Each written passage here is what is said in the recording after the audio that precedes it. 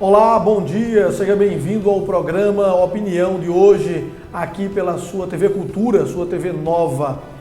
Olha, eu vou contar para você algo muito impressionante, pelo menos impactou a minha vida. É a história de uma aldeia e esta aldeia era regida por um sábio e os seus conselhos. Certo dia, ele, já velhinho, queria um substituto e resolveu reunir todos os aldeões para que pudesse assim fazer essa escolha.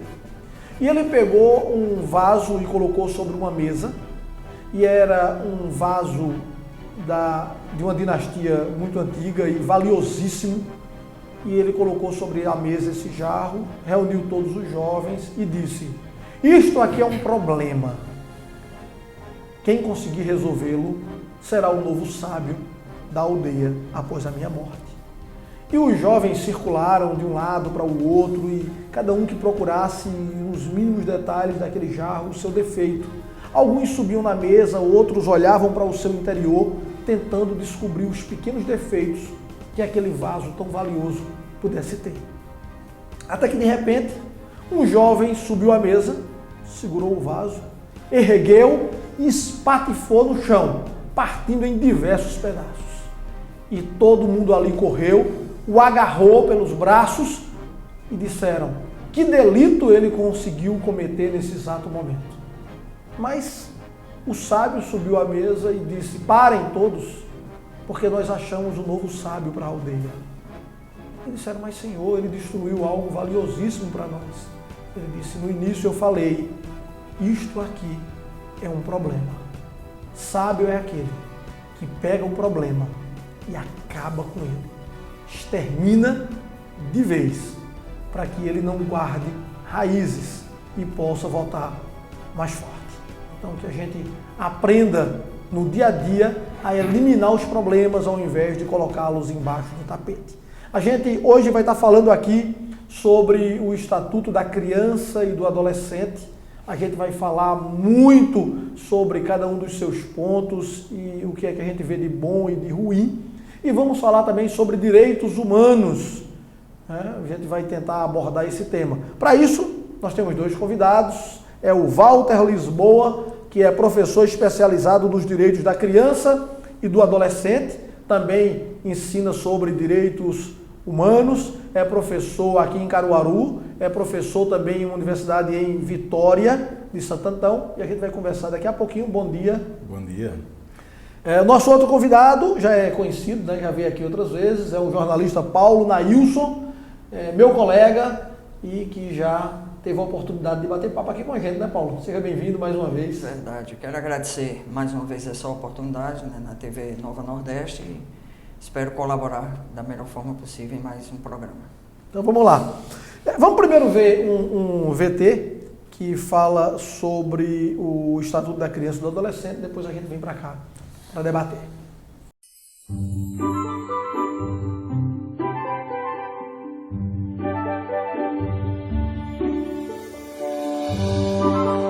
Segundo a lei, criança é toda pessoa que ainda não completou 12 anos de idade e o adolescente tem entre 12 e 18 anos.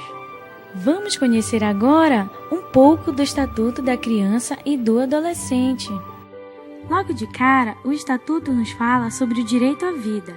Ele assegura às crianças todas as condições para que elas tenham nascimento e desenvolvimento sadio, dando à futura mamãe um atendimento médico necessário, apoio alimentar, condições para alimentar o bebê, além de ter o direito de ser orientado por um médico pediatra. Falando em médico, vamos falar em saúde. O Estatuto diz que toda criança ou adolescente deve ser atendido primeiro em caso de alguma emergência. Deve receber atenção especial odontológica para prevenir as cáries e ser vacinada de graça contra paralisia infantil, tétano e outras doenças. Vamos falar agora sobre o direito à liberdade. Toda criança tem direito de ir e vir, e isso deve ser respeitado. Porém, elas não podem viajar sozinhas. Para isso, precisa da autorização de um juiz. Mas o melhor mesmo é estar acompanhado de um responsável. O Estatuto também diz que a criança tem o direito de escolher a sua própria religião. O melhor de tudo é que a criança tem o direito de brincar, praticar esportes e se divertir. Ela também tem direito à educação e à escola pública perto de sua casa. Outra coisa muito importante que devemos atentar é quanto à exploração sexual. Cuidado com a internet. Ela deve ser usada com a supervisão dos pais ou responsáveis. Segundo o Estatuto, é dever de todos proteger a criança e o adolescente de qualquer tipo de tratamento desumano ou violento. Segundo o Estatuto, é proibido o trabalho de menores de 16 anos, a não ser na condição de aprendizes, e isso não pode atrapalhar nos estudos. Além dos direitos, a criança também tem deveres a cumprir. Dever de obedecer aos seus pais e aos mais velhos.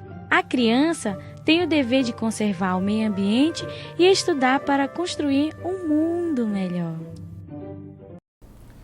Toda lei geralmente tem direitos e deveres. Eu queria fazer uma primeira observação, Walter e Paulo, o seguinte.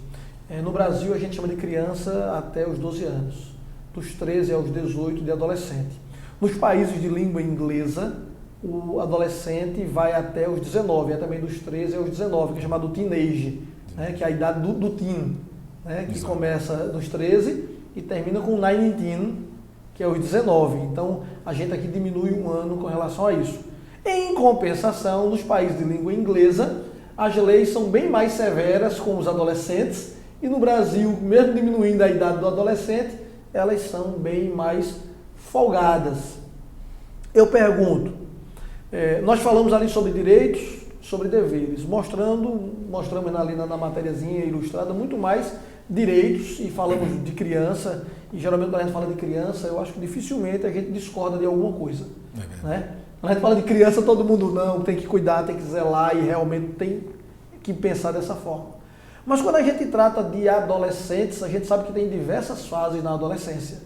Eu, por exemplo, comecei a trabalhar muito cedo e não vi nenhum problema em ter trabalhado e ter brincado e ter vivido lúdico.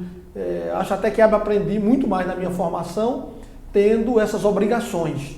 A gente vai para países bem mais civilizados do que o Brasil, como o Japão, em que crianças na escola mesmo, todas elas são obrigadas a trabalhar com responsabilidade dentro da escola. Passam o turno inteiro, aprendem a limpar, lavar seu prato, onde você come, o seu talher, a varrer a casa, deixar a escola brilhando. Não se contrata gente de fora, não. Ensina isso à criança. E eles deram um exemplo quando vieram para o Brasil, para a nossa vergonha moral e geral, um saco lixo aqui no Recife, recolhendo todo o lixo que a gente jogava no meio da rua. E aí eu pergunto, até onde vai esses limites? Até onde a gente acha que é exagero e até onde a gente acha que é o correto? Walter, Paulo. Eu posso iniciar fazendo uma pequena história, uma breve história sobre o direito da criança e adolescente. Né? Pra você ter ideia, a proibição do trabalho infantil, né, a menores de 14 anos de idade, né, ela não é uma novidade do Estatuto. Pra você ter ideia, essa é uma norma, uma regra que remonta aos anos de 1930. Em 1934, ainda na era Vargas, né, ele proibiu o trabalho a pessoas menores de 14 anos. E todas essas atividades que você falou, de você varrer uma casa, limpar um prato, ajudar na limpeza de um ambiente público, isso não é trabalho infantil. Na verdade, isso deveria ser incentivado insistentemente pelos pais. Né? Todas as vezes que a criança levantasse, arrumasse sua casa, arrumasse sua cama, né? Limpasse seu quarto, agitasse seus brinquedos, lavasse o seu próprio prato, ajudasse sua família, isso não é trabalho infantil, na verdade isso dignifica a pessoa. O que nós estamos falando é das piores formas de trabalho infantil. A OIT, por exemplo, ela tem uma convenção, a Convenção 182, que ela tenta proibir as piores formas de trabalho infantil. Quais tipos de trabalho? Carvoaria, lixões, exploração sexual, tráfico de drogas, etc. Esse, efetivamente, é o trabalho infantil. Qualquer outro trabalho. Eu lembro uma vez, eu era conselheiro tutelar, fui conselheiro tutelar em Gravatá durante 9 anos, praticamente, e eu recebi uma denúncia de que uma mãe estaria explorando o trabalho infantil do seu filho de 10 anos. E, automaticamente, eu fui lá para visualizar a denúncia e vi que a criança estava ajudando a mãe a fazer um puxadinho, um quartinho, né, na sua pequena casa. E a criança estava carregando tijolos e a mãe era a pedreira da casa. E eu achei aquilo belíssimo, achei aquilo Muito importantíssimo, bonito. Ela estava contribuindo para a construção, Enriquecedor. e lógico, da sua própria residência. E aí eu voltei, né, ao conselho e conversando com a pessoa que fez a denúncia, eu disse, olha, isso não é trabalho infantil. Né? Porque o trabalho infantil ele tem que ser explorado. O trabalho infantil ele tem que ser remunerado. O trabalho de economia doméstica, o trabalho para a contribuição da família e crescimento da família, ele é e deve ser recomendado. Né? Desde que não explore, por exemplo, o tempo de lazer, o tempo de educação. Isso é o que eu acho que deve ser Paulo, visto.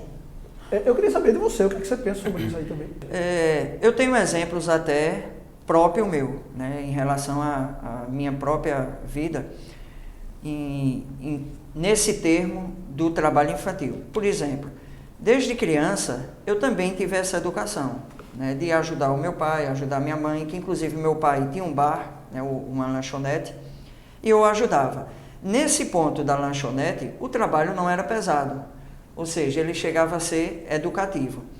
Porém, também no meu desenvolvimento de vida, houve outros tipos de trabalho que não só comigo, como o que eu observava com outros, e é da realidade da cidade, que eu considero pesado. E quem é que vai medir se está além do normal ou não? Às vezes o pai não consegue ver isso. Por exemplo, eu já trabalhei na feira, ou carregando tecido ou carregando calçado. Às vezes em carro de mão. Então, até que ponto aquele peso poderia estar sendo excessivo para a minha coluna ou para a minha idade ou não?